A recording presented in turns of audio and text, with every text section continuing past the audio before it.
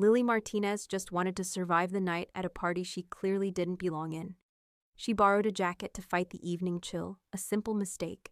But when her fingers brushed against the cold, hard steel of a gun tucked inside, she knew the night was about to take a terrifying turn. She didn't know the jacket belonged to the city's most feared mafia boss. She didn't know he was watching her from the shadows, and she certainly didn't know that in a few moments he would claim her as his bride in front of hundreds of witnesses, sealing her fate with a single, shocking announcement. Before we carry on, please hit the subscribe button to make my day, and let me know where you are watching from in the comments. The music was a physical presence, a low, throbbing hum that vibrated through the polished marble floors and up the soles of Lily's borrowed heels. It was a sound that belonged to this place, this sprawling mansion perched on a hill overlooking the glittering city, a palace of glass and stone that seemed to have been built from wealth itself. Chandeliers dripping with crystals like frozen waterfalls cast a warm, golden light over a sea of people dressed in silks and jewels. The air was thick with the scent of expensive perfume and the murmur of conversations that Lily was certain involved stock portfolios and European vacations. She felt like a sparrow that had accidentally flown into an aviary of peacocks. Her dress, a simple but elegant navy sheath, was a loan from her best friend, Chloe, the very reason she was here. It was the nicest thing she had ever worn, yet in this room, it felt like a costume she hadn't quite earned the right to wear. Chloe, radiant in a gown the color of champagne, squeezed her hand. "Lily, you look stunning. Relax and have fun." She said it with such genuine affection that Lily couldn't help but offer a weak smile in return. But as Chloe was swept away by her fiancé, a man whose family owned half the buildings they could see from the panoramic windows, Lily's smile faltered. Fun, she thought, her gaze drifting over the laughing, confident faces. I feel like an imposter in a fairy tale. She was a librarian. Her world was one of quiet stacks, the gentle rustle of turning pages, and the soft scent of aging paper. Her idea of a wild night was discovering an unread book by her favorite author. This was another universe entirely. She tried to mingle, to follow Chloe's advice, but her attempts at conversation felt clumsy and awkward. The women she spoke to had manicures that cost more than her weekly grocery budget, and the men looked through her as if she were part of the scenery. After a particularly painful exchange about the merits of summering in the Hamptons, a place she'd only ever read about, she retreated, her cheeks burning with a quiet humiliation. A chill, unrelated to her social discomfort, prickled her skin. The grand hall, for all its occupants, had a draft that seemed to find the bare skin of her arms and neck. She remembered Chloe mentioning she'd left a wrap for her in the coat room. Grateful for the excuse to escape, Lily navigated the clusters of guests, murmuring apologies as she squeezed past. The coat room was a stark contrast to the party, a quiet, dimly lit antechamber lined with racks of expensive outerwear. The air was cooler here, the music a distant pulse. She searched for Chloe's pashmina, a soft, cream-colored thing she'd seen her with earlier, but it was nowhere to be found, likely buried under a mountain of cashmere and fur. A wave of desperation washed over her. The thought of returning to the main hall, of standing awkwardly by a pillar trying to look like she belonged, was unbearable. Her eyes scanned the racks one last time and landed on a jacket. It was a man's suit jacket, made of a dark, luxurious material that seemed to drink the dim light. It looked like it had been tossed carelessly over a hook, separate from the other coats, almost as if it had been forgotten. It was an impulse, born of cold and a desperate need for a shield. With a quick glance over her shoulder, she slipped it from the hook. The fabric was even more exquisite than she'd imagined, a heavy, smooth wool that felt like liquid shadow under her fingertips. She slipped it on. It was, as she'd expected, far too big. The shoulders drooped and the sleeves fell well past her hands, but it was wonderfully, blissfully warm. A sense of comfort settled over her as she hugged it close, a barrier against the cold and the overwhelming glamour of the party. She inhaled deeply, and a foreign scent filled her senses. It was a rich, masculine cologne, a complex blend of sandalwood and something citrusy. But underneath it, there was another note, something sharper, almost metallic, and unsettlingly dangerous. It was a scent that didn't belong at an engagement party, a scent that hinted at a world far removed from champagne and polite conversation. She dismissed it as a strange figment of her overactive imagination, a product of her unease. For now, the warmth was enough. It was an armor of anonymity. Seeking refuge, she spotted a set of glass doors, partly concealed by a heavy velvet curtain. She pushed one open and stepped out onto a secluded balcony. The cool night air was a welcome relief, clearing her head. Below, meticulously manicured gardens stretched out into the darkness, their paths lit by discreet, glowing orbs. The city lights twinkled in the distance, a silent, glittering tapestry. For the first time all evening, Lily felt like she could breathe. She leaned against the cold stone balustrade, the oversized jacket a comforting weight on her shoulders. Shoving her hands deep into the pockets for extra warmth, her fingers brushed against something solid. It was cold, hard, and unnervingly heavy. Her brow furrowed in confusion. She curled her fingers around it, her mind trying to identify the object by touch. It was smooth, with a distinct, curved shape. It wasn't a phone. It wasn't a wallet. Her fingers traced a trigger guard. Her heart didn't just pound, it detonated in her chest, a violent, frantic explosion of terror. She snatched her hand back as if the object had burned her. Her breath hitched, her mind refusing to process the reality of what her fingers had just told her. Slowly, hesitantly, she forced herself to look. She pulled the pocket open, her hands trembling so badly she could barely control them. There, nestled in the soft silk lining, was a gun. It was black and matte, its metallic surface absorbing the faint light from the party. It was brutally real, nothing like the props she'd seen in movies. This was an instrument of violence, cold and lethal, lying innocently in the pocket of a jacket she had stolen. Panic, cold and sharp, seized her. Her mind raced, a chaotic whirlwind of questions. Who did this jacket belong to? What kind of person brings a gun to an engagement party?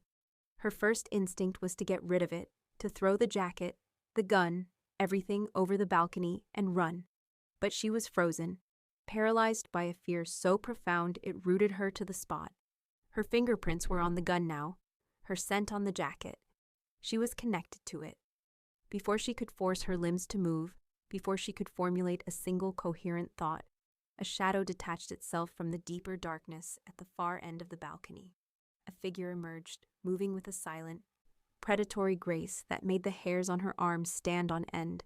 He was tall and broad-shouldered, a silhouette of power against the glittering cityscape. As he stepped into the soft light spilling from the ballroom, she saw he was impeccably dressed in a tailored suit, the white of his shirt a stark slash in the darkness. His face was all sharp angles and shadows, his dark hair swept back from his forehead. But it was his eyes that captured her, dark and intense, and they were fixed directly on her, or more specifically, on the jacket she was wearing. He stopped a few feet away, his presence so overwhelming it seemed to suck the very air from her lungs. The silence stretched, thick and heavy, broken only by the distant, muffled beat of the music. "That's my jacket," he said. His voice was low, a deep, rumbling baritone that was perfectly calm, yet held an unmistakable undercurrent of danger. It was the voice of a man accustomed to being obeyed, a voice that didn't need to be raised to command absolute attention.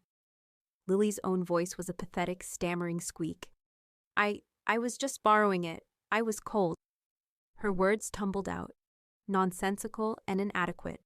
She felt a hysterical urge to explain everything, her discomfort, the missing wrap, the chill, but the words wouldn't form. All she could do was stand there, a deer caught in the headlights of a very expensive, very dangerous car. He took a step closer, and then another. The scent she'd noticed earlier, the sandalwood and the sharp metallic tang, intensified, clinging to him like a second skin. He wasn't angry, he wasn't even surprised. As his eyes raked over her, taking in the way the huge jacket swamped her small frame, a slow, predatory smile touched his lips. It wasn't a smile of warmth or humor. It was a smile of amusement, of possession, as if he'd just discovered something interesting, something that belonged to him.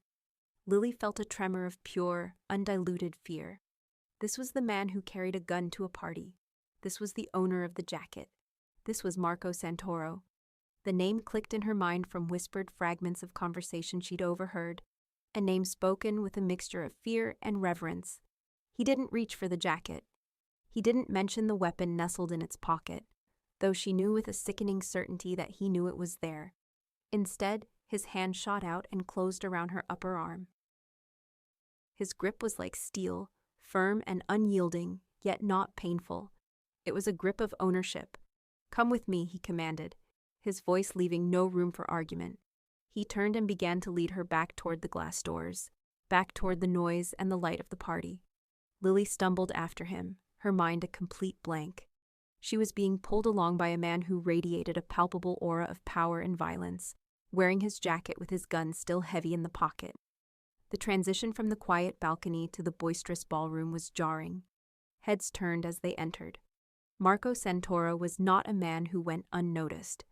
Whispers followed them like the rustling of leaves as he led her, not to the edge of the room, but directly to its center. He moved through the crowd as if parting the sea, people melting away from his path. Lily kept her eyes fixed on the floor, the marble tiles a dizzying blur beneath her feet. She could feel hundreds of eyes on her, curious and speculative.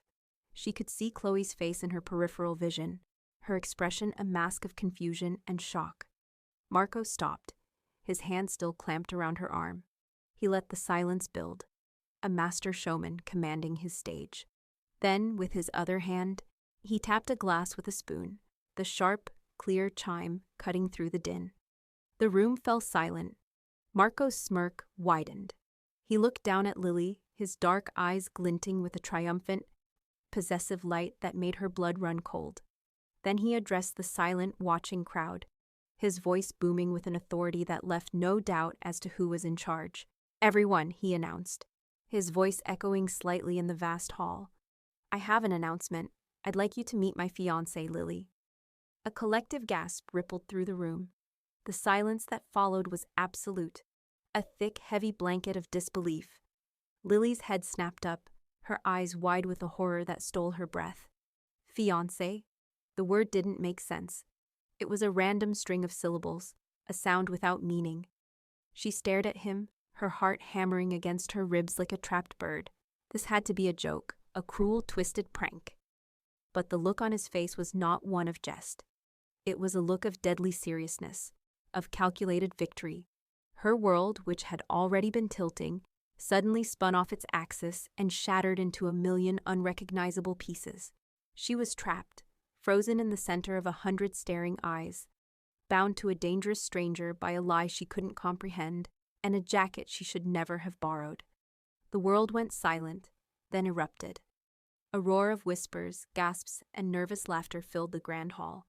But to Lily, it was all a distant, meaningless noise, like the rushing of blood in her ears. Her gaze was locked on Marco Santoro, on the triumphant, possessive glint in his dark eyes. This couldn't be real.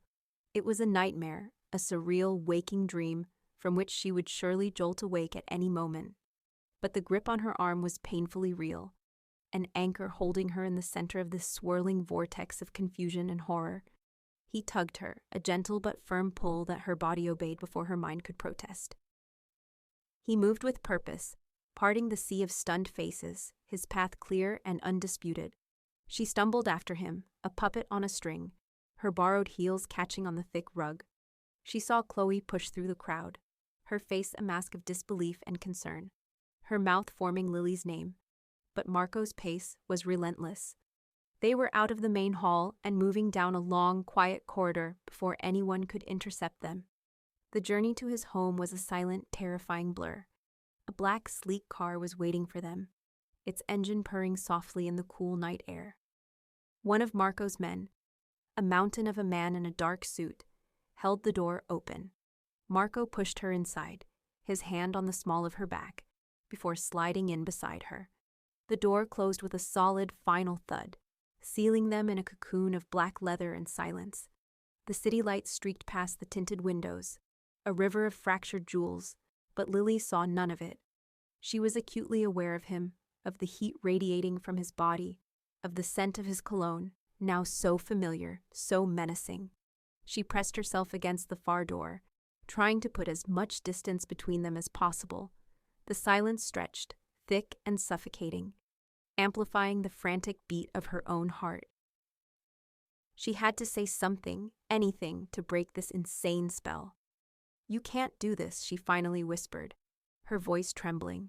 The words felt small and utterly useless in the vast, luxurious space of the car. He turned his head slowly, his face partially obscured by shadows. "I can," he said, his voice calm and even. "I just did." They arrived at a skyscraper that pierced the clouds, a needle of glass and steel. A private elevator whisked them upwards, the ascent so smooth and silent it felt like they were floating. The doors opened directly into his penthouse. It was breathtaking, a palace in the sky. Floor-to-ceiling windows wrapped around the entire space, offering a 180-degree view of the glittering city below. The furniture was modern and minimalist, all clean lines and expensive materials, in shades of black, white, and gray. It was a space that was both stunningly beautiful and coldly impersonal, a gilded cage. Marco released her arm the moment the elevator doors slid shut behind them. He walked toward the vast windows, shrugging off his suit jacket and tossing it onto a sleek leather sofa. Lily remained frozen by the elevator, her mind finally catching up to the reality of her situation. She had been kidnapped. The initial shock, the paralyzing horror, began to recede, replaced by a surge of pure, unadulterated panic. Her survival instinct screamed at her to run. "This is insane," she said, her voice gaining a sliver of strength. "I have a life, a job. You can't just declare me your fiancée and drag me to your home against my will." He turned from the window, a glass of amber liquid now in his hand. He took a slow sip, his eyes never leaving hers. "Your life has changed, Cara," he said, the Italian endearment sounding like a threat. "You're with me now." He gestured vaguely at the opulent surroundings. "This is your home." "No," she said, shaking her head, her voice rising. "No, it's not. My home is a tiny apartment with a leaky faucet and a cat named Gus. I'm a librarian. I have overdue books to check in tomorrow." The mundane details of her life felt like a lifeline, a connection to a world that was rapidly slipping away. A flicker of something, perhaps amusement, crossed his face. "A librarian," he mused. "I'll have my men inform the library of your indefinite leave of absence." He turned his back on her then, dismissing her as he walked towards a sleek modern bar to refill his glass. It was the opening she needed. While his attention was diverted, Lily spun around and lunged for the elevator, her heart hammering against her ribs. She jabbed the call button repeatedly, her breath coming in ragged gasps. The doors remained stubbornly closed. A quiet chime sounded behind her, and she whirled around to see Marco holding his phone, a lazy smirk on his lips. He had locked it. Despair clawed at her, but she refused to give in. She sprinted across the vast living room towards the front door, a huge, imposing slab of dark wood. Her fingers had just brushed the cold metal of the handle when two figures materialized from a previously unnoticed hallway, blocking her path. They were the same type of men who had flanked the car, large, silent, and dressed in impeccable dark suits. They stood shoulder to shoulder, a human wall between her and freedom. Her desperate escape had lasted less than a minute. Defeated, she sagged against the door, the fight draining out of her. Marco's footsteps were slow and deliberate as he approached. He stopped in front of her, his presence looming. He wasn't even breathing hard. He reached out and tilted her chin up with one finger, forcing her to meet his gaze. "That was foolish," he said, his voice soft, almost gentle, which was somehow more terrifying than if he had yelled. "There are no exits here for you, Lily, not unless I permit it." He led her away from the door, his hand once again on her arm, and guided her into a room she hadn't noticed before. It was his study, a stark contrast to the cold modernity of the rest of the penthouse. The walls were lined with shelves filled with old leather-bound books, their spines worn and faded. The air smelled of aged paper and polish, yet on a massive dark wood desk sat a state-of-the-art computer with multiple monitors, a jarring intrusion of the 21st century into this old-world sanctuary. He gestured to a plush leather chair in front of the desk. "Sit." It was a command, not a request.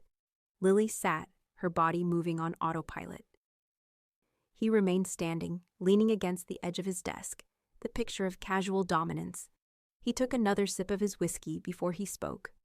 "I understand you're confused," he began, his tone shifting, becoming businesslike. "So I'm going to explain the situation to you, just once." He paused, letting the weight of his words sink in. "Our engagement is, for the moment, a business arrangement. A rival family, the Morettis, has been making moves on my territory. They are testing me, looking for weakness. A sudden engagement, a beautiful fiancée on my arm. It projects an image of stability, of strength. It tells them that my focus is not divided, that my house is in order." Lily stared at him, the pieces clicking into place with a horrifying clarity. "So I'm a prop," she said, the words tasting like ash in her mouth. "A pawn in some kind of Mafia power play."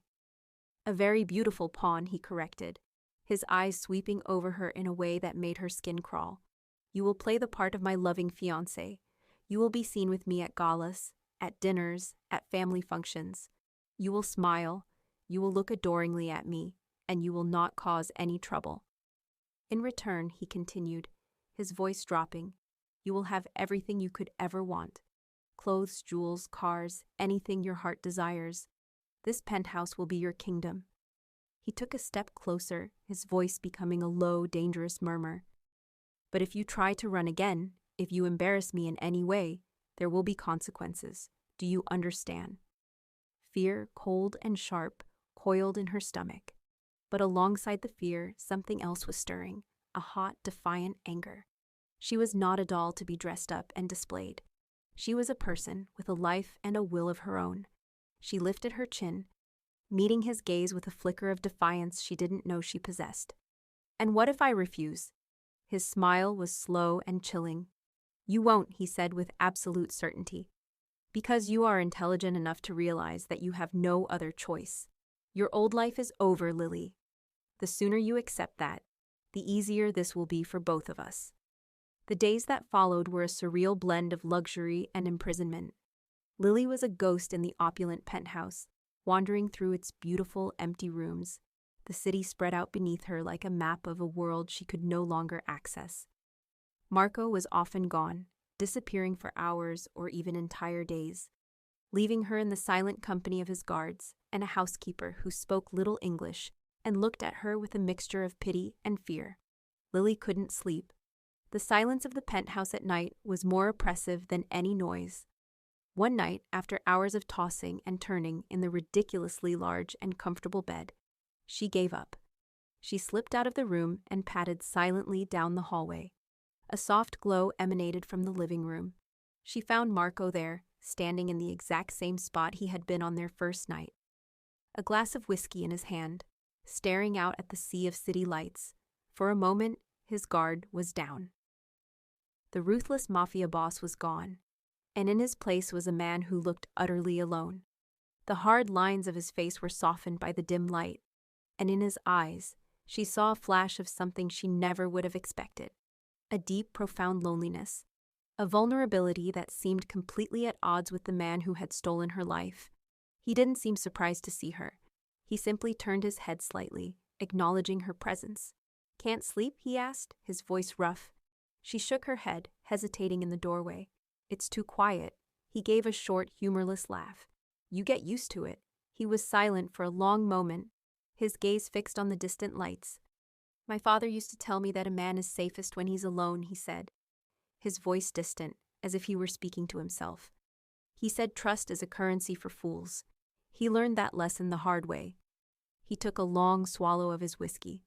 He was betrayed by his closest friend, the man he considered a brother. It cost him everything. He didn't elaborate. He didn't need to.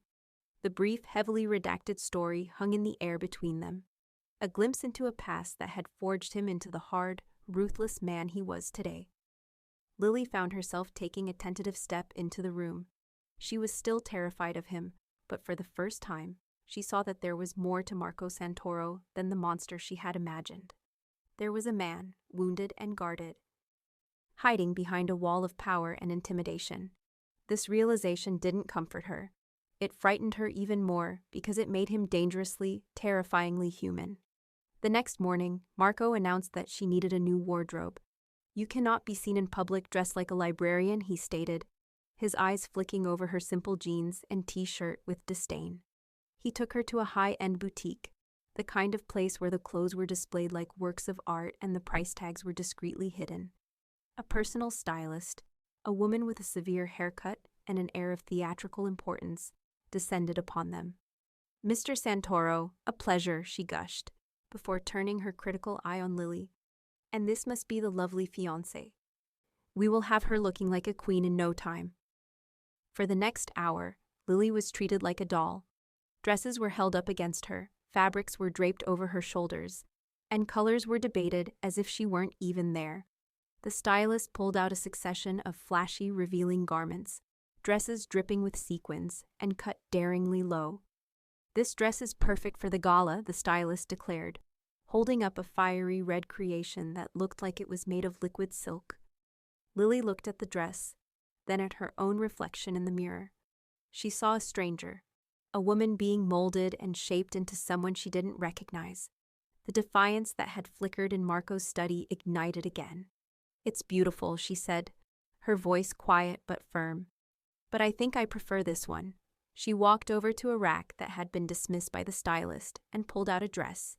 It was a deep emerald green, with long sleeves, a high neckline, and a simple, elegant cut. It was understated, classic, and most importantly, it was something she would have chosen for herself. The stylist looked aghast, as if Lily had suggested wearing a paper bag. "But darling, that's so demure." Lily met Marco's eyes in the mirror. He was watching her, a curious, unreadable expression on his face. She expected him to overrule her, to insist on the red dress, to remind her of her place. But instead, he gave a slight, almost imperceptible nod. "Get her the green one," he told the stunned stylist, "and anything else she chooses." It was a small victory, a tiny act of rebellion in her gilded cage. But it was a start. It was a declaration that while he might own her life, he would not own her identity. The drive to the Santoro family estate was a journey back in time. They left the glittering, modern spires of the city behind, winding their way into the rolling hills, where old money lay hidden behind formidable stone walls and ancient, sprawling trees. The estate itself was less a house and more a fortress, a sprawling Mediterranean villa of pale stone and red tiles, surrounded by acres of meticulously manicured gardens, olive groves, and high, imposing walls topped with wrought iron. It was beautiful, but it was a suffocating, insular beauty, a world sealed off from reality. The air here felt different, heavier, scented with cypress and secrets. As Marco's car crunched up the long gravel driveway, Lily felt a knot of anxiety tighten in her stomach. The penthouse had been a cage, but it was a modern one. This place felt like a tomb. They were met at the door not by a servant, but by a woman who could only be Marco's mother. Isabella Santoro was tall and slender, her silver-streaked hair pulled back into a severe, elegant chignon. She wore a simple but exquisitely tailored black dress, and her only jewelry was a set of large pearl earrings that seemed to absorb the light. Her face was a mask of aristocratic composure, but her eyes, the same dark, intense shade as her son's, missed nothing. They swept over Lily, a cold, critical appraisal that made Lily feel like a flawed specimen under a microscope.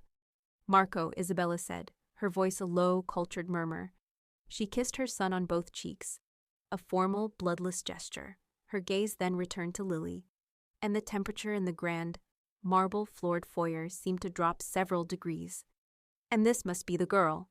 The word girl was laced with a delicate, dismissive contempt. Marco's hand found the small of Lily's back, a warm, firm pressure that was both a warning and a reassurance. "Mother, this is Lily Martinez, my fiancée." Isabella's perfectly plucked eyebrows rose a fraction of an inch. "So, this is the girl who has captured my son's heart," she said, her tone dripping with a disdain so refined it was almost polite. She circled Lily slowly, like a predator inspecting its prey. "Tell me, Miss Martinez, what is it you do for a living?" The question was a clear challenge, an assumption that Lily's profession, whatever it was, would be found wanting. From somewhere behind Isabella, a figure emerged from the shadows of a nearby sitting room. He was younger than Marco, with the same handsome features, but where Marco's face was carved from granite, this man's was softer, though marred by a petulant, resentful set to his mouth. This had to be Paolo, the ambitious younger brother. He leaned against the doorframe, a smirk playing on his lips as he watched the interrogation, clearly enjoying Lily's discomfort. Lily felt a flush of heat creep up her neck, but she met Isabella's cold stare, head-on. The defiance she had discovered within herself was a small flickering flame, but it was growing stronger. She would not let this woman extinguish it. "I'm a librarian," she said, her voice quiet but clear and steady. She infused the words with a simple, honest pride that surprised them all, even herself. The answer hung in the opulent silence of the hall. A librarian. It was so unexpected, so utterly out of place in their world of violent acquisitions and shadowy dealings, that it momentarily threw Isabella off her rhythm. She had expected a model, an actress, a gold digger with a fabricated career. She had not expected this quiet, unassuming woman with the spine of steel. Paolo's smirk faltered, replaced by a look of grudging curiosity. Marco's hand on her back squeezed ever so slightly, a silent signal of approval that sent a confusing jolt through her.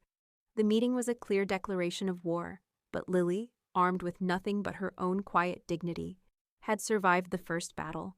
The restaurant was a cacophony of clinking glasses, hushed conversations, and the soft strains of a live jazz trio. It was one of those places where the lighting was dim, the prices were astronomical, and every table was occupied by someone of influence. Lily felt the familiar unease of being an imposter, but the emerald green dress, her small act of defiance, served as a suit of armor. She played her part, smiling at Marco, laughing at his dry, infrequent jokes, allowing him to rest his hand on hers. To the outside world, they were the perfect couple, the powerful Mafia boss and his beautiful, adoring fiancée. But under the table, her hands were clenched into fists.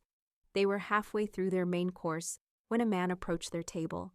He was handsome in a slick, predatory way, with perfectly coiffed hair and a suit that was just a little too flashy. He moved with an oily confidence that set Lily's teeth on edge. Marco's entire demeanor shifted. It was a subtle change, a sudden stillness, a hardening of his jaw, but the effect was profound. The air around their table grew cold, the warmth of the restaurant receding as if a storm cloud had just passed over the sun. "Santoro," the man said, his voice smooth as silk.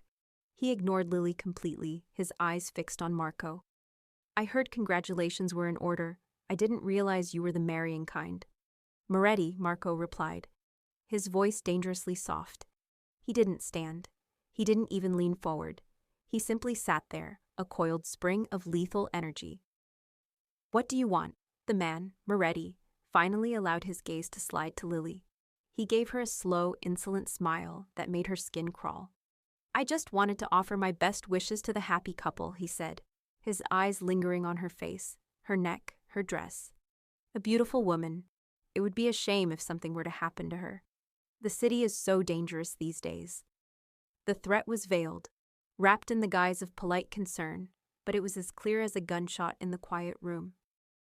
Lily's blood ran cold. This was it. This was the reality of the world she had been dragged into. A world where threats were delivered over plates of expensive pasta, where her life was a bargaining chip. Her fork clattered onto her plate, the sound unnaturally loud in the sudden, tense silence. Marco remained perfectly calm, but his eyes, when he lifted them to meet Moretti's, were no longer human. They were chips of ice, devoid of all emotion save for a cold, murderous rage. He picked up his wineglass, swirling the deep red liquid, his movements slow and deliberate. "The city is dangerous," he agreed, his voice a low, chilling whisper that cut through the ambient noise of the restaurant, "but not as dangerous as I am." He set the glass down with a soft click. "If you, or any of your men, so much as look at her again, I will not just kill you. I will burn your entire family to the ground, and I will use your bones to build a kennel for my dogs. Now, get out of my sight." The raw, unadulterated menace in his voice was so potent, it was almost a physical force. Moretti's slick smile vanished, his face paling. He took a half-step back, his bravado evaporating like mist. He opened his mouth to say something, then seemed to think better of it. With a curt, jerky nod, he turned and walked away, disappearing into the crowd. The moment he was gone, the oppressive tension shattered, but the fear lingered, a cold, metallic taste in Lily's mouth. She was shaking, a fine, uncontrollable tremor. She looked at Marco, at the man who had just promised to commit unspeakable acts of violence on her behalf. He had erected a wall of pure, terrifying force around her, and she was trapped behind it, safe and imprisoned all at once. The incident at the restaurant was a brutal awakening. The danger was no longer an abstract concept, a story told in a book, lined study. It was real, and it had a face. The fear was a constant, cold companion, but it didn't paralyze her, it galvanized her. The quiet, defiant librarian who had chosen her own dress was now a woman with a desperate need to understand the battlefield she had been forced onto. She was not going to be a passive victim, a decorative pawn waiting to be sacrificed. If she was going to be in this world, she was going to understand its rules, its players, and its history. She turned Marco's penthouse into her own personal research library. Using the state of the art computer in his study, a machine far more powerful than anything she had ever used at the public library, she began to dig. Her librarian skills, honed over years of tracking down obscure texts and verifying dubious sources, were now repurposed for a much darker task. She dove into the digital archives of city newspapers, cross-referencing articles about organized crime from the past 50 years. She created a complex web of connections, tracing the rise of the Santoro family, their bloody feuds, their strategic alliances.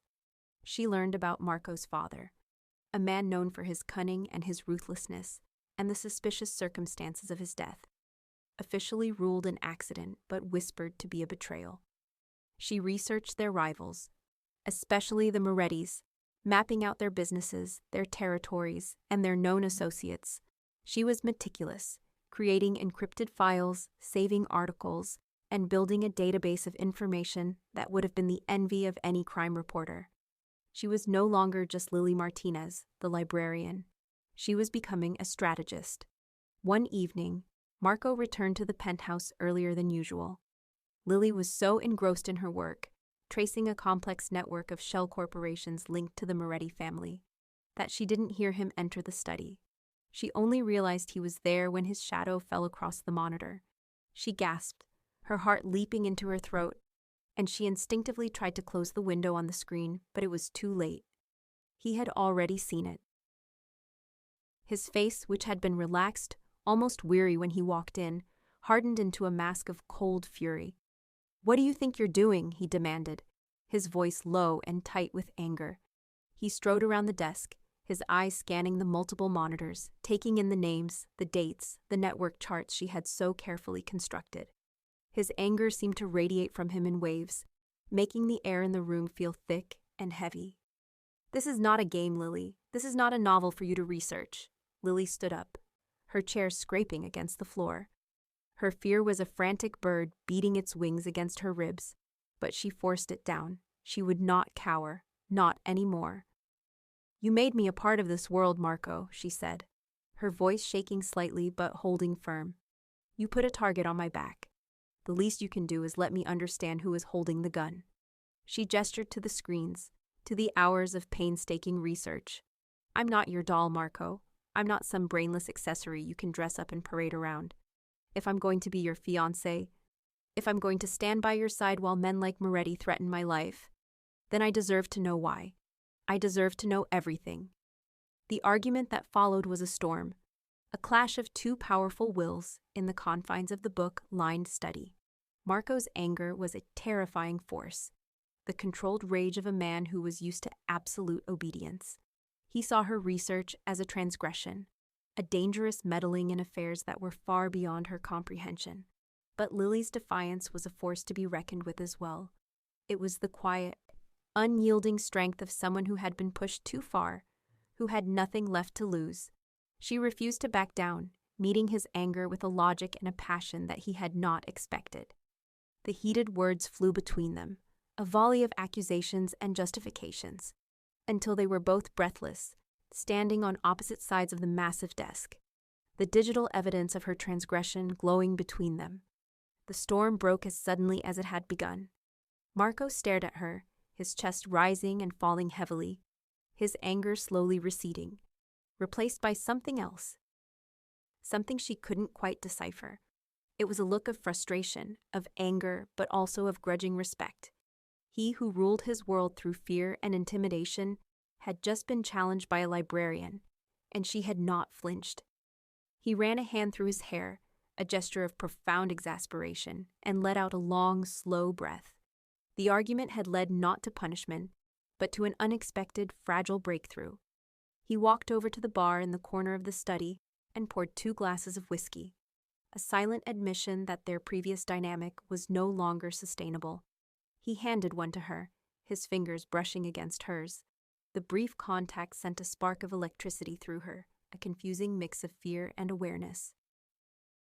"You are playing with fire, Lily," he said, his voice no longer angry but weary. "You lit the match," she retorted, taking a sip of the whiskey. The fiery liquid burned its way down her throat, fortifying her resolve. He gave a short, humorless laugh and sank into one of the leather armchairs, gesturing for her to take the other. The penthouse library, a room filled with the stories and knowledge of centuries, became the site of their negotiation. "You want to understand my world?" he asked, his eyes searching hers. "Fine, I will be honest with you. I will tell you what you need to know to survive, but in return, I need your trust. I need to know that you will play your part, not because you are my captive, but because you are my partner in this, willingly." It was a devil's bargain, a pact made in a gilded cage.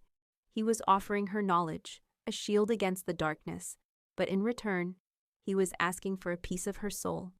He was asking her to willingly step into the role he had created for her, to become his fiancée in truth, if not in heart. Lily looked at him, at this dangerous, complicated man who held her life in his hands. She thought of the cold fear in the restaurant, of Isabella's disdain, of the ever-present threat that lurked just outside the bulletproof windows of the penthouse. Her old life was gone. This was her reality now, a fragile trust, a reluctant partnership. It was a better hand than she'd been dealt so far. "All right, Marco," she said, her voice barely a whisper. "Partners." The word hung in the air between them, a fragile truce in a war she was only just beginning to understand. The charity gala was a universe of glittering light and hushed power. Held in the city's grandest museum, the event had transformed the soaring marble halls into a fairy tale ballroom. Ancient statues stood as silent witnesses to a modern aristocracy of wealth and influence. This time, Lily did not feel like an imposter. She felt like a soldier in enemy territory, armed with knowledge and a fragile, dangerous alliance. The emerald green dress, her first act of defiance, felt like a uniform, elegant and severe. On her arm, Marco was a magnetic force, drawing every eye in the room. His presence was a physical weight, a gravity that bent the room around him. Their truce, forged in the quiet of his library, was being tested on its first public stage. "Smile, Kara," he murmured, his breath warm against her ear, his voice a low thrum only she could hear. "You look like you're about to face a firing squad." A genuine smile touched her lips, a startling, unfamiliar feeling. "Isn't that what this is?" she whispered back, her eyes scanning the crowd of smiling, predatory faces. His hand tightened on her back, a gesture of possession that now felt strangely like reassurance. "Not tonight. Tonight we are just a happy couple, deeply in love, celebrating our good fortune by donating an obscene amount of money to save the city's squirrels." His dry wit, a rare and surprising thing, made her laugh, a real musical sound that turned his head. He looked down at her, and for a fleeting second, the cold, calculating mask of the Mafia boss slipped, revealing a flicker of something else, something warmer and more genuine. They played their parts to perfection. Lily, armed with the names and histories she had meticulously researched, navigated conversations with a quiet confidence that intrigued the powerful men and unnerved their wives. She was no longer the timid librarian, but a woman of quiet mystery, the enigmatic fiancée of Marco Santoro. Later, as the orchestra swelled into a classic waltz, Marco led her to the dance floor. He placed one hand firmly on the small of her back and took her hand with the other, his grip sure and steady. The world dissolved into a swirl of glittering gowns and black tuxedos, the music a cocoon that enveloped them. He moved with a fluid, confident grace that she had not expected, leading her effortlessly through the steps. She followed, her body instinctively responding to his lead. The scent of sandalwood and that faint metallic tang she now associated with him filled her senses. No longer just a scent of danger, but one of familiarity, of him. They were so close she could feel the warmth of his body, the steady, rhythmic beat of his heart against her palm, the music, the glittering lights, the intoxicating closeness. It all conspired to blur the lines between the performance and reality. She looked up at him, and his gaze was already on her, intense and unreadable. The smirk was gone, the coldness in his eyes replaced by a dark, smoldering fire. In that moment, under the weight of 100 watching eyes, they were not captor and captive, not reluctant partners in a dangerous game. They were simply a man and a woman, lost in the music and in each other. The world fell away, and for the length of the song, they both forgot it was all an act. When the music finally faded, they stood for a moment, still holding each other, the spell broken, but its echo lingering in the charged space between them. A few days later, back at the Santoro estate, the fragile intimacy of the gala felt like a distant dream. The house was quiet, its opulent rooms filled with a heavy ancestral silence. Marco was in a meeting in the city, one of the many mysterious appointments that consumed his days. Restless, Lily found herself in the library, the one place in Marco's world where she felt a semblance of peace. The scent of old books was a comforting balm to her frayed nerves. She ran her fingers along the spines of the leather-bound volumes, her mind a world away from the violence and intrigue that defined her new life. She was searching for a collection of poetry she had noticed on a high shelf, hoping to lose herself in its verses for a few hours. As she reached for a rolling ladder, she heard voices from the adjoining room, a small private study that Marco's mother, Isabella, often used. The door was slightly ajar. She heard Isabella's voice, sharp and cold as shattered glass. "You are a fool, Marco. You parade this librarian around as if she is some kind of prize, a shield. You think she makes you look strong."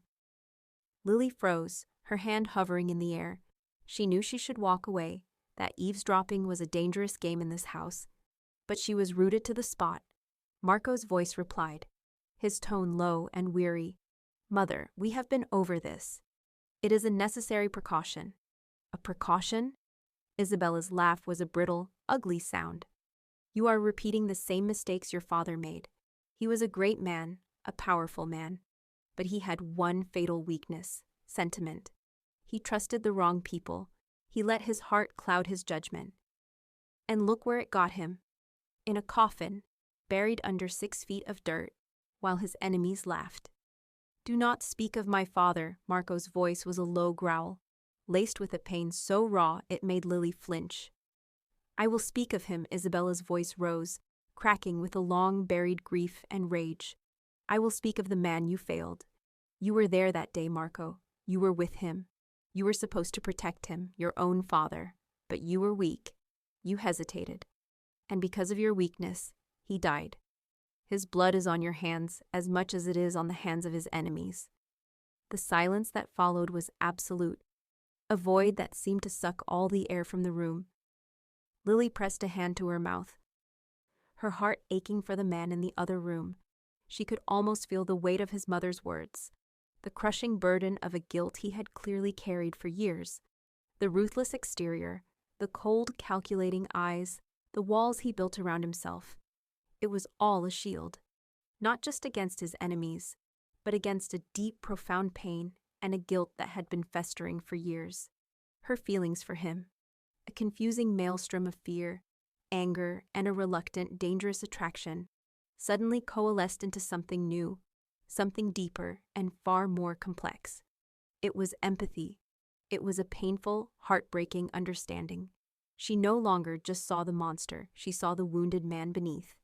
The tip came from a trusted source, a man deep inside the Moretti organization who had been on the Santoro payroll for years. A massive shipment of illegal arms was being moved through a warehouse on the industrial waterfront, a supposedly neutral territory. It was a bold move by the Morettis, a direct challenge to Marco's authority. For Marco, it was an opportunity he couldn't ignore, a chance to strike a decisive blow and seize a shipment worth millions. He planned the raid with his usual meticulous precision, assembling a small, elite team of his most trusted men. Lily, listening from the study, felt a cold knot of dread form in her stomach. "It's too easy," she said to him later that evening as he was preparing to leave. "A shipment that large, a tip this convenient, it feels wrong, Marco." He was checking the action on his handgun, the same one she had found in his jacket pocket what felt like a lifetime ago. He glanced up at her, his face grim. "I have considered that, but the source is solid, and the reward is worth the risk." "Let me come with you," she said, the words surprising her as much as they did him. He stopped what he was doing and looked at her. Truly looked at her. "Absolutely not, it's too dangerous." "Your world is dangerous," she countered, her voice steady. "You said we were partners. I can't help you if I'm locked away in this tower. I can watch. I can learn." He stared at her for a long moment, a silent battle raging in his eyes. The desire to protect her warred with the promise he had made.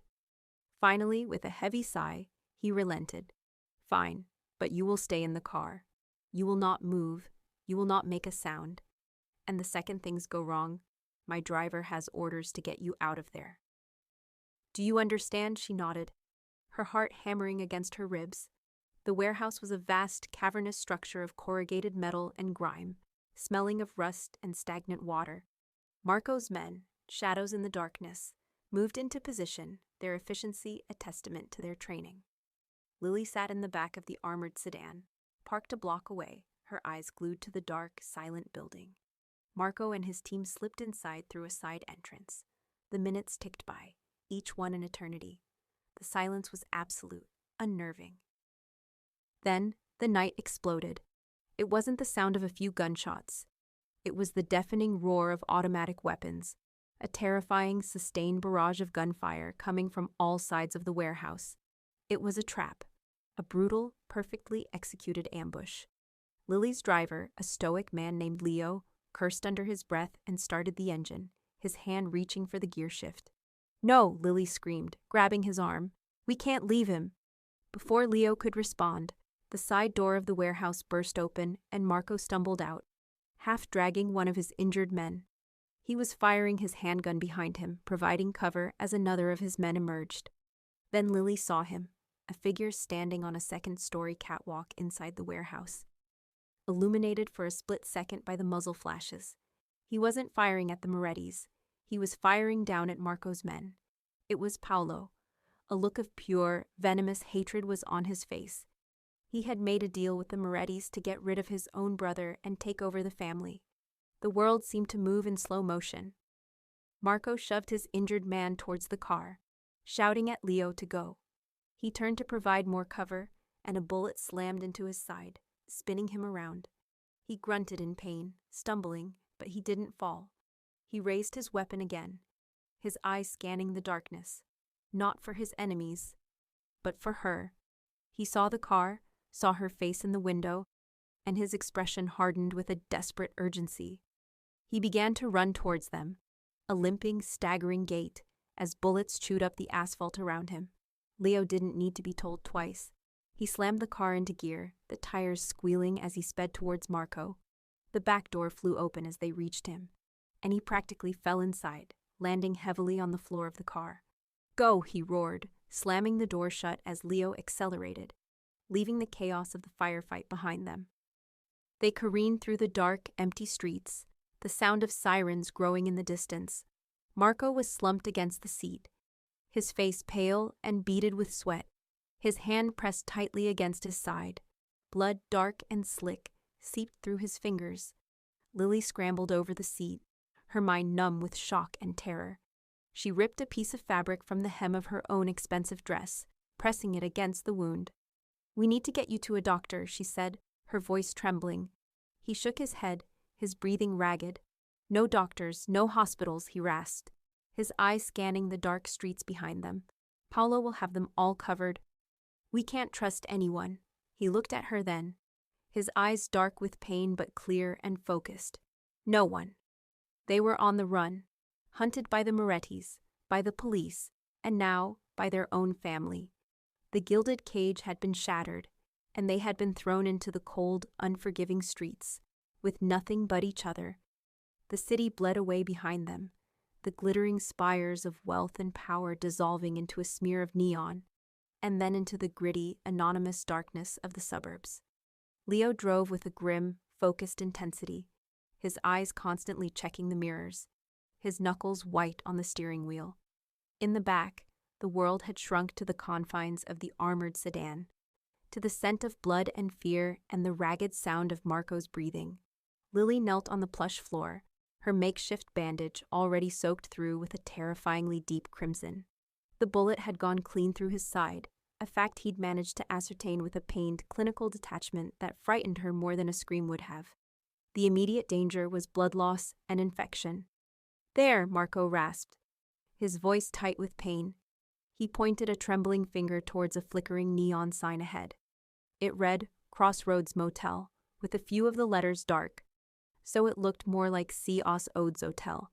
It was a place on the edge of nowhere, a haven for transients and secrets. Its peeling paint and cracked asphalt a testament to decades of neglect. It was perfect. Leo pulled the car around to the back, into the deepest shadows, cutting the engine. The sudden silence was deafening. "Give me the cash," Lily said, her voice surprisingly steady. Marco looked at her, his dark eyes clouded with pain but sharp with surprise. In his world, he gave the orders. He was the one in control. But now, wounded and hunted, he was a liability. A handsome face, a tailored suit, even a wounded one, would be remembered. She, in her torn and blood-stained dress, looked like a victim of a mugging. Just another piece of bad luck washing up at the motel's shore. He didn't argue. He reached into his jacket, his movements slow and agonizing, and pulled out a thick wad of cash, pressing it into her hand. "Get the room at the far end, pay for a week, use a fake name." She nodded, her mind clear and sharp, the panic replaced by a cold, focused resolve. She got out of the car, the cold night air a shock against her skin. The walk to the dingy office felt a mile long. The man behind the plexiglass barrier barely looked up from his crossword puzzle, his face a mask of profound indifference. She signed the register as Jane Smith, the name so cliché it was almost an act of defiance. The key he slid through the slot was attached to a large, greasy plastic tag, Room 17. The far end, just as Marco had said. The room was a symphony of decay. The air was thick with the smell of stale cigarette smoke, cheap disinfectant, and something vaguely like despair. A single bare bulb cast a sickly yellow light over a lumpy bed with a faded floral bedspread, a scarred wooden dresser, and a patch of brown stained shag carpet that had likely been there since the 1970s. It was the complete antithesis of the penthouse, of the Santoro estate, of the entire world she had been living in. It was grim, it was dirty, and it was, for now, the safest place on earth. Leo helped her get Marco inside. The big man's strength, a silent, steady presence. They laid him on the bed, and he let out a low groan, his face pale and slick with sweat. "I'll get supplies," Leo said, his voice a low rumble. "And a car that doesn't scream Mafia. Stay here, don't open the door for anyone." He was gone as silently as he had appeared, melting back into the darkness. Lily was alone with him. The reality of their situation crashed down on her. He was completely at her mercy. She looked at the man on the bed, the powerful, terrifying Marco Santoro, now reduced to a wounded man dependent on her for his very survival. She had to clean the wound. She took a deep breath, pushing down the wave of nausea and fear. She found a thin, threadbare towel in the bathroom and ran it under hot water. Wincing at the rust-colored liquid that sputtered from the tap, she gently peeled back the blood-soaked fabric of his shirt and the makeshift bandage. The wound was ugly, a raw, puckered hole in the tanned skin of his side. but the bleeding had slowed to a sluggish ooze. He hissed in pain as she began to clean it, his body tensing, but he didn't pull away. He just watched her, his eyes dark and intense, his vulnerability a raw, open thing between them. Leo returned an hour later with a bag from a 24-hour pharmacy, a beat-up-looking sedan, and 2 large, nondescript duffel bags. He laid out antiseptic wipes, sterile gauze, bandages, and a bottle of high-proof vodka. For the pain, he said, nodding at the bottle, and for the wound, if you have the stomach for it. He also left a burner phone and a laptop. Call if you need anything, I'll be close.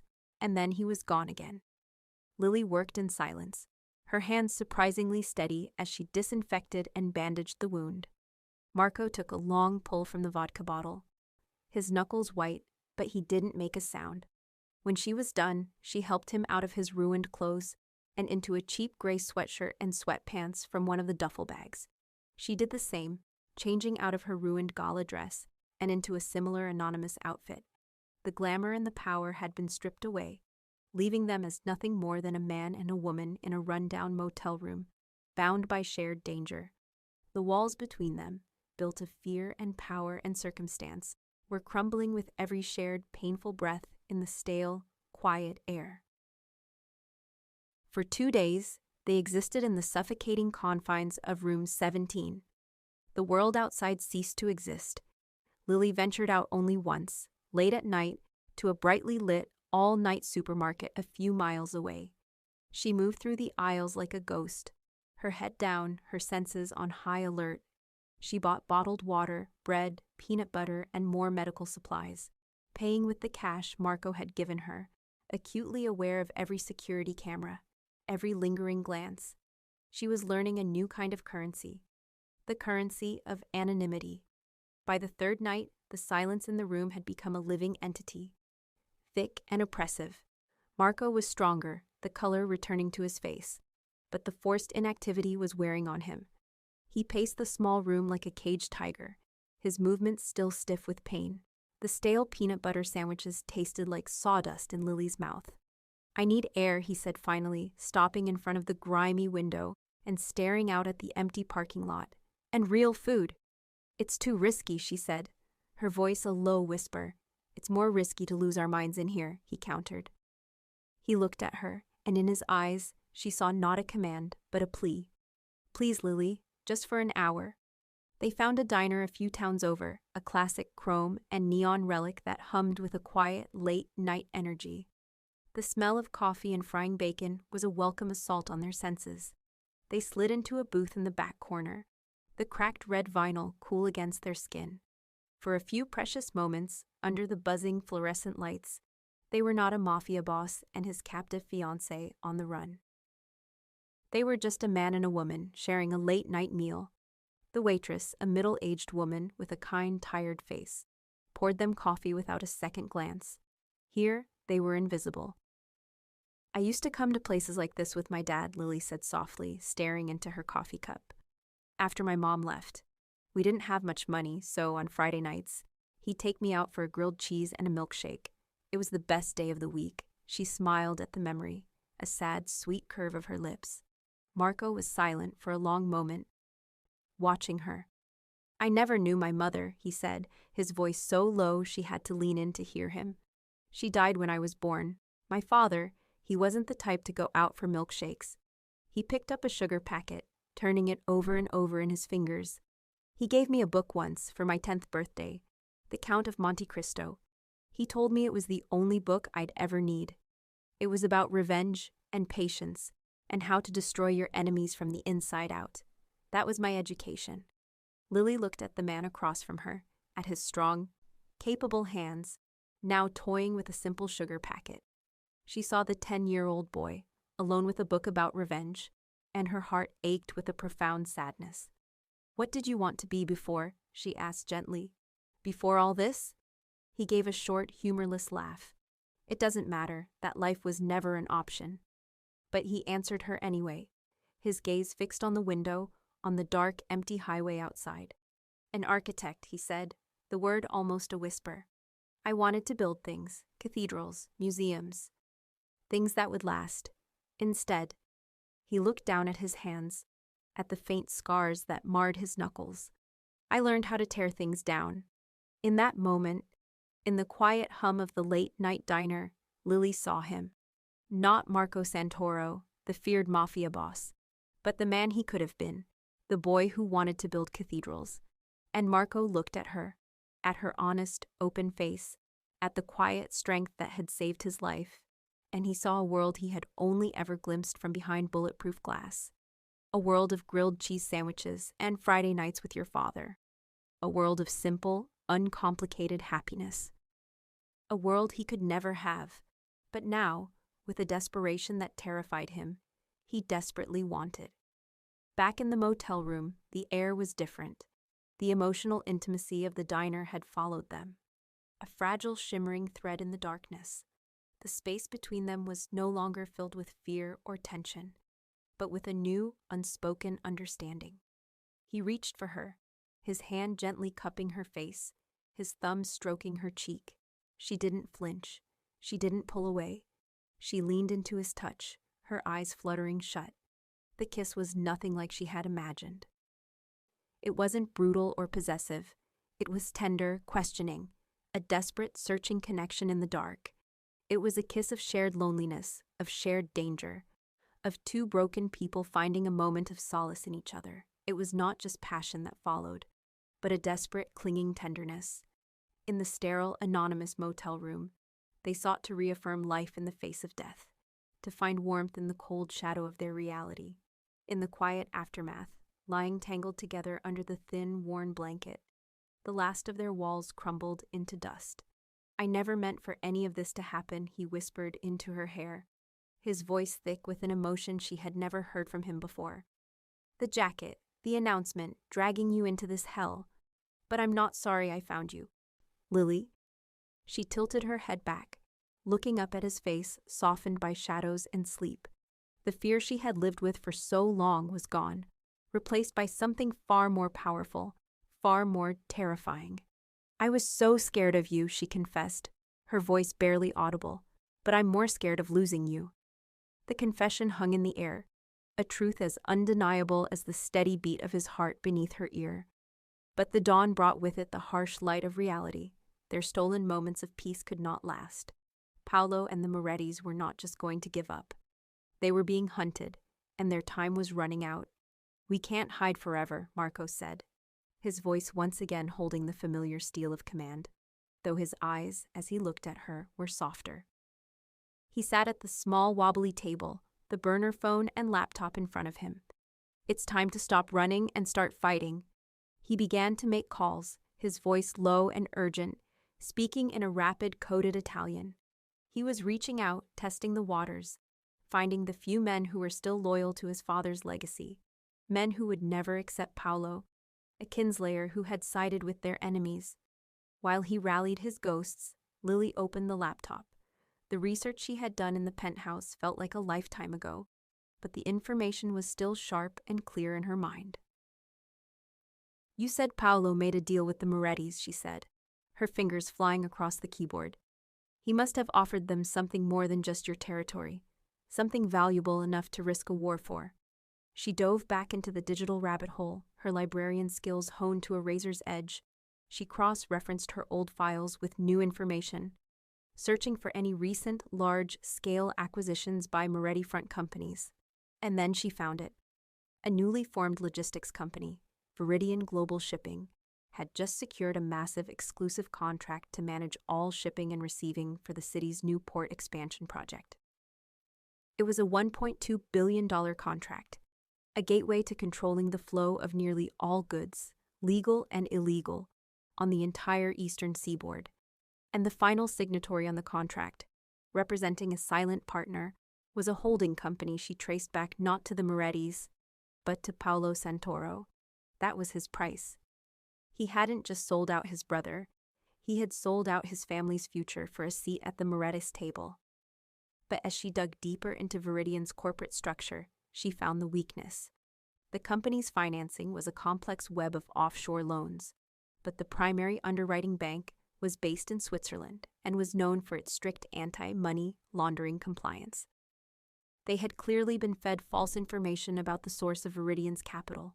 "I've got it," she said, her voice trembling with a mixture of excitement and fear. She turned the laptop towards Marco, her screen filled with charts and legal documents.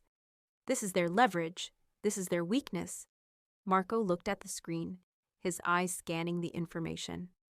A slow, predatory smile spreading across his face. It was the same smile she had seen on the balcony that first night, the smile of a man who had just found his opponent's fatal flaw. But this time, the smile wasn't directed at her. It was directed at a future she had just handed him. They were no longer running. They had a plan, and Lily was no longer a pawn in his game. She was the one who had just found the winning move.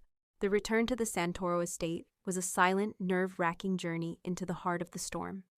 The beat-up sedan, anonymous and unassuming, felt like a ghost ship navigating the familiar winding roads of the wealthy suburbs, a stark contrast to the sleek black cars that usually patrolled these streets. As the imposing stone walls of the estate rose up in the darkness, they no longer looked like a symbol of wealth and power, but like the ramparts of a besieged castle. Lily's heart hammered against her ribs, a frantic drumbeat in the tense silence. Beside her, Marco was a study in coiled stillness. The pain from his wound was a dull throb, but his eyes were clear and sharp, his focus absolute. He held the burner phone to his ear, his voice a low, clipped murmur of Italian as he coordinated the final movements of the few men still loyal to him. They were not returning as fugitives, but as avengers, armed with a plan forged in the crucible of their escape. As they neared the main gate, a sudden eruption of chaos shattered the night.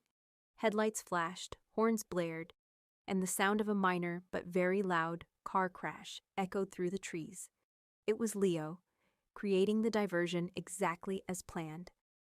A chaotic scene designed to draw the bulk of Paolo's and the Moretti's security forces to the front of the estate.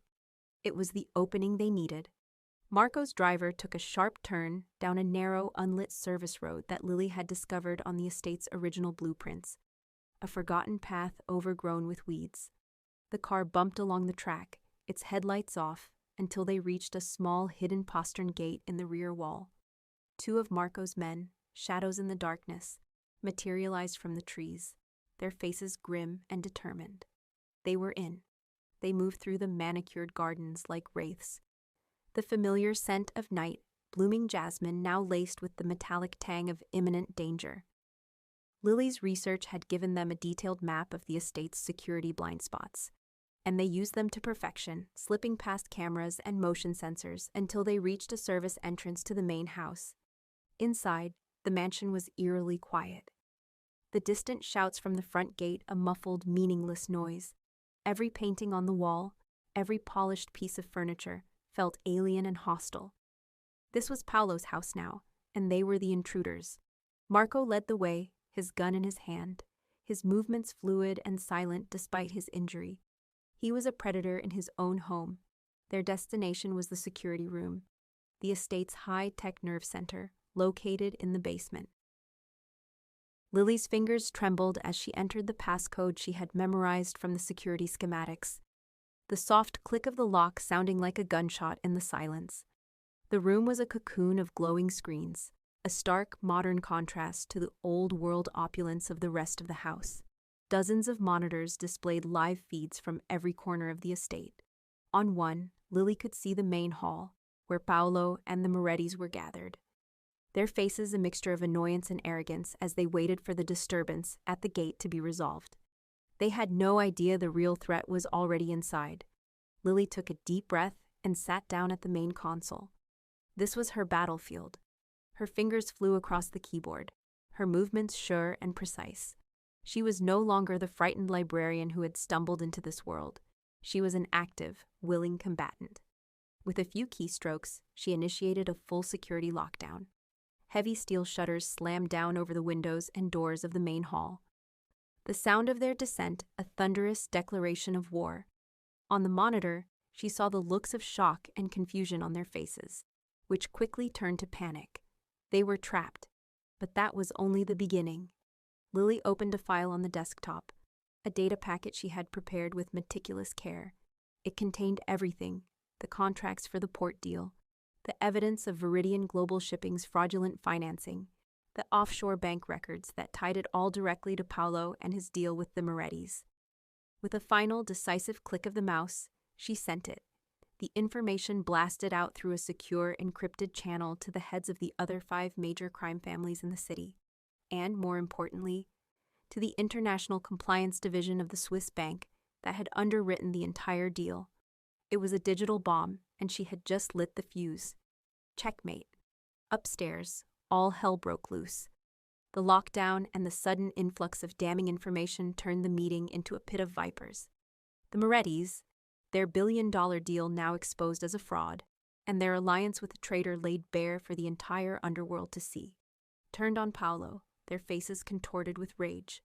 The power had shifted in an instant, and into that chaos, Marco walked.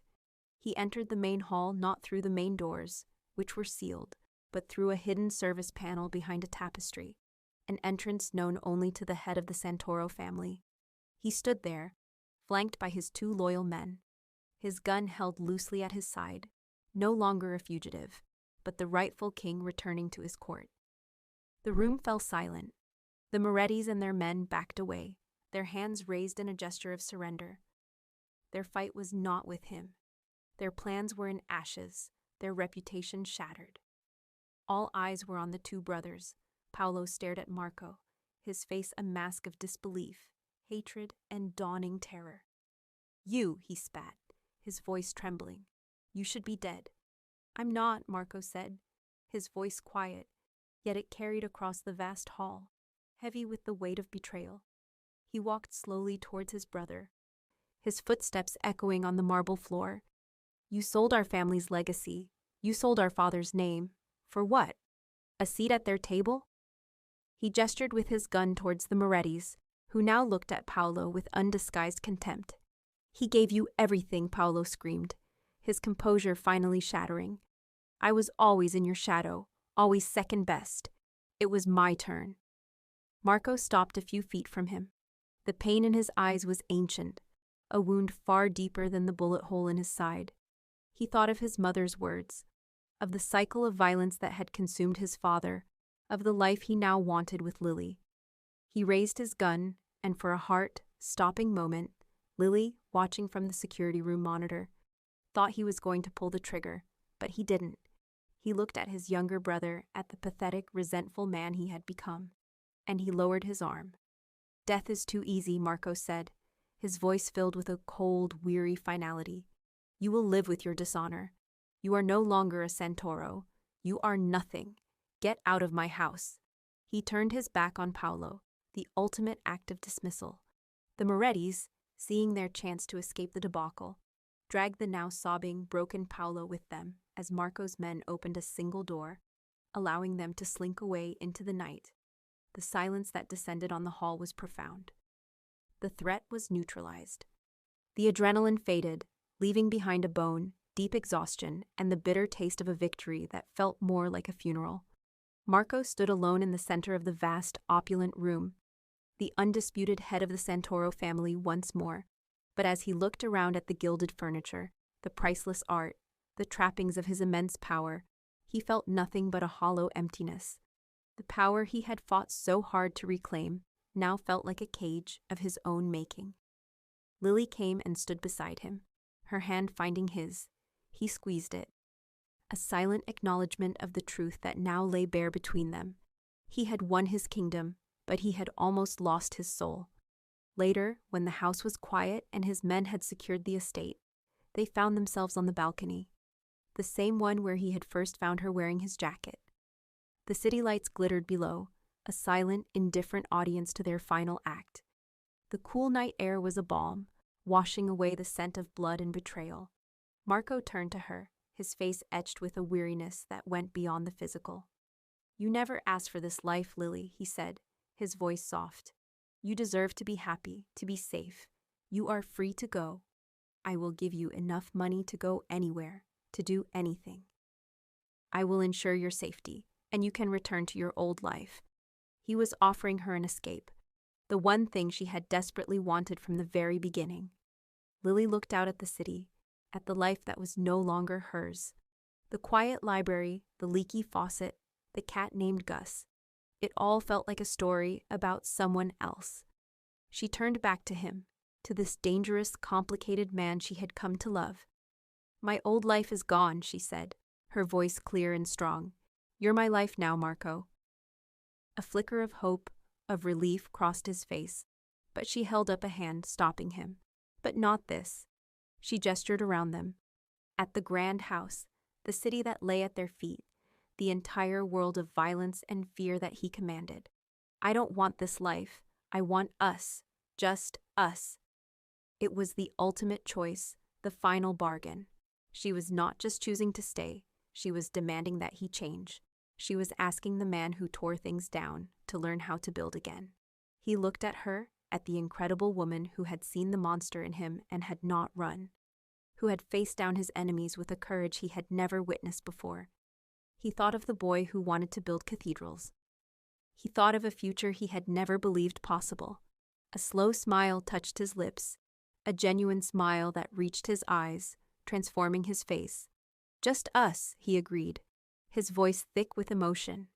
He pulled her into his arms, his kiss a promise, a vow made not in front of hundreds of witnesses, but under the quiet gaze of the stars. Their future was uncertain, a path they would have to build together, stone by stone, but for the first time, it was a future of their own choosing. A future that had begun with a borrowed jacket and a love as dangerous and as true as the world they were leaving behind.